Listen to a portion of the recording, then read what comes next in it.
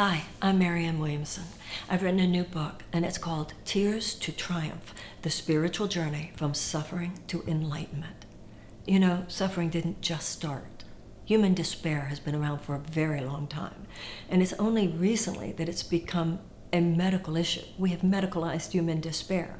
But if you look throughout history, you see that suffering is part of the human condition, and that means yours and it means mine.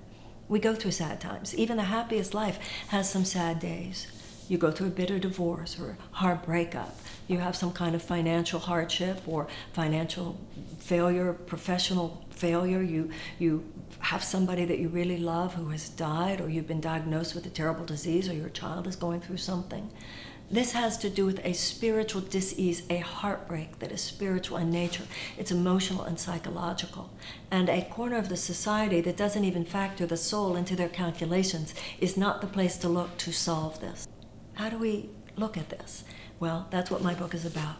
How do we contextualize our suffering and our despair from a spiritual perspective? Where does forgiveness come in? Where does love come in? Where does faith come in? Where does prayer come in? Where does atonement come in? Where does meditation come in? How do we heal the human heart when we are suffering on a spiritual level? How do we expand from our suffering, become better people from our suffering, grow closer to others because of our suffering, grow closer to God? We don't have to take a cheap yellow smiley face and go happy, happy, happy, distract ourselves and numb ourselves every time we're going through a dark night of the soul.